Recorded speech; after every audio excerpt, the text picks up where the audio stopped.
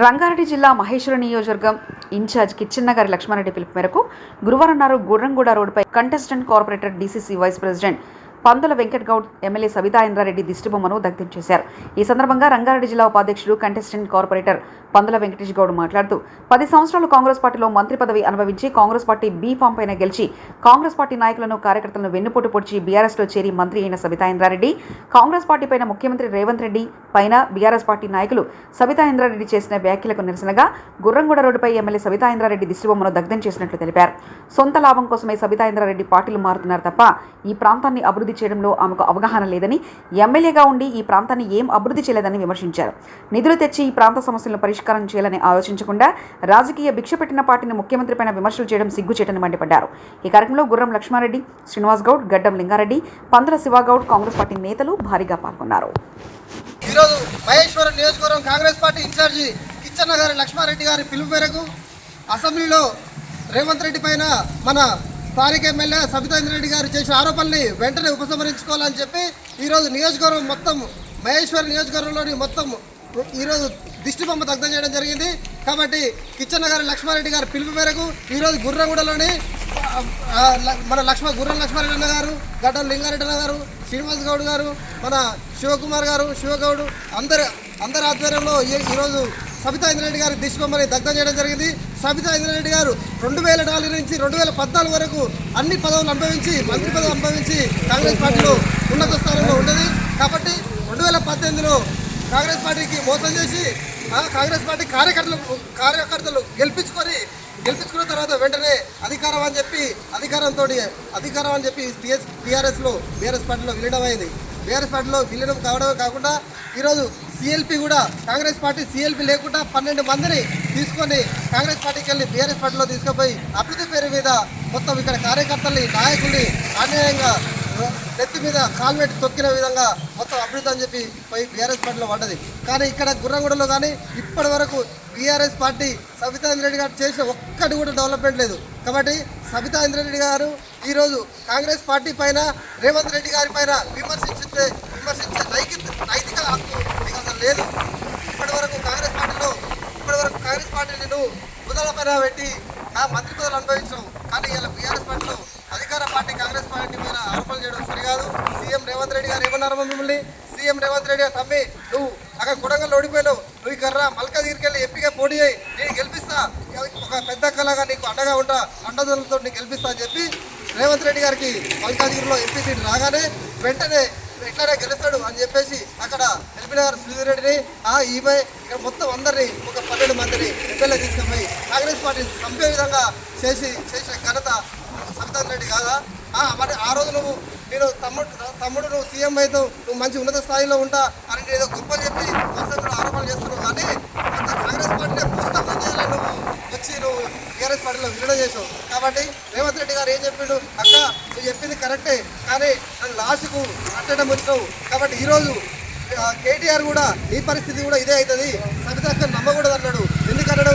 ఉండదున్నట్టు మాట్లాడడం ఏమన్నా అన్యాయం అది. కాబట్టి సబితా రెడ్డి గారు తక్షణమే రేవంత్ రెడ్డి పైన ఆరోపణలు చేసాం. కాబట్టి రేవంత్ రెడ్డి పైన ఆరోపణల్ని మొత్తం వెంటనే ఉపసంహరించుకోవాలి. లేదంటే మొత్తం తెలంగాణ రాష్ట్రంలో అన్ని టీఆర్ఎస్ భవనాలను ముట్టడిస్తాము, సబితమ్మ దిష్టిబొమ్మ దగ్ధం చేస్తాము. కాబట్టి సబితా రెడ్డి గారు నువ్వు ఇప్పటి వరకు టీఆర్ఎస్ పార్టీలో పోయి ఒక్క డెవలప్మెంట్ చేసావా చెప్పు? ఎవరికైనా న్యాయం చేసావా? నేను గెలిపించుకుని న్యాయం చేసావా అని నేను అడుగుతున్నా.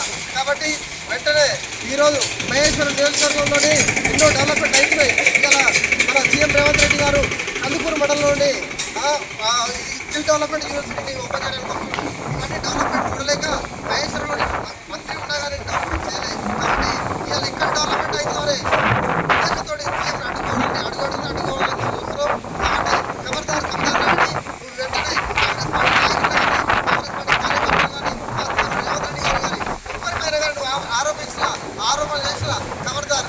మీరు ఎక్కడున్నా ఏడ ఉన్నా అడ్డుకుంటాం. కాబట్టి డెవలప్మెంట్ అడ్డుకోవద్దు. ఈరోజు గుర్రంగూడలో ఒక్క రోడ్డు తగ్గలేదు. రేపు 4వ తారీఖున బోనాలు ఉన్నాయి. ఇప్పటి వరకు 5 సంవత్సరాలకి వెళ్ళి నీ ఎంబడి పడ్డాం, మినిస్టర్ అయినావు, అభివృద్ధి అన్నావు. ఎక్కడ అభివృద్ధి చేసినావు? ఏడు అభివృద్ధి చేయాలి. మీరు అభివృద్ధి అయ్యారు తప్ప, మీరు డెవలప్మెంట్ చేసుకోరు తప్ప ఇక్కడ ఏది అభివృద్ధి కాలే. కాబట్టి ఈరోజు గుర్రంగూడలోని పెద్ద ఎత్తున ఇలా దిశలో దగ్ధం చేయడం జరిగింది. కాబట్టి సబితా ఇంద్రారెడ్డి గారి వ్యాఖ్యలను మేము తీవ్రంగా ఖండిస్తున్నాం.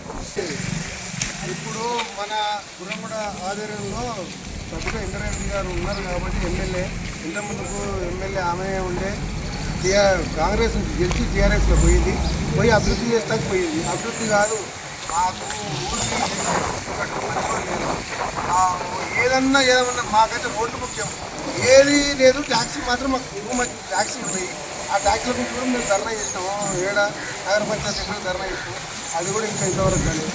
కానీ మేడం నువ్వు ఉన్నావు ఇచ్చి ఆవేశ గెలిచిన వాళ్ళ పోయి మాకు అభివృద్ధి చేస్తాను, నువ్వే నీ కట్టులో నింపుకున్నావు తప్ప మాకేం అభివృద్ధి చేసింది లేదు. మళ్ళీ కూడా గెలిచినావు, ఇట్లా దళితులను గెలిచి కూడా మాకేం చేసింది ఏం లేదు. మా రోడ్లు వాహనం ఎంత అధ్వానం అంటే అంత అధ్వానం ఉన్నాయి. మా రోడ్లు చూస్తే మా ఊరికి ఇంతవరకు కూడా కొన్ని అన్ని కోట్లు పెట్టినట్టు, నీరు పెట్ట పెట్టినట్టు, పొలం పెట్ట పెట్టినట్టు, అక్కడ ఎక్కడెక్కడో పెట్టినట్టు మా గురంగూడ ఒక్కనాడు ఒక కోట్లు కాదు, 1 లక్షల మీద కూడా మాకు తేలేదు.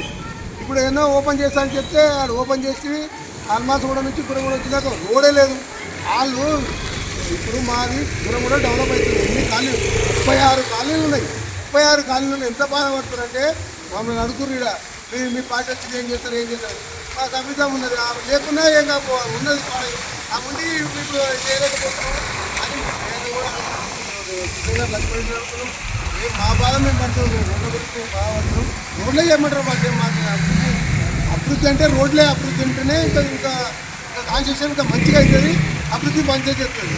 అదే లేదు, ఇంకా అది లేనప్పుడు ఇక మేము ఎట్లా కానీ వెంబడే ఆమె మంచితనంగా ఎమ్మెల్యేగా ఉన్నారు కాబట్టి ఈడ కూడా అక్కడ ఎట్లా చేసుకో ఇక్కడ కూడా చేసుకో తెలుసుకో. అంతేగాని నువ్వు ఆ పార్టీ ఈ పార్టీ వంటలకు పోయినావు, పోయినావు అయ్యింది అయిపోయింది. ఇప్పుడు మా ఊరికి ఎప్పుడన్నా అభివృద్ధి చేసినా అని చెప్పు, ఒక్కటి చెప్పు.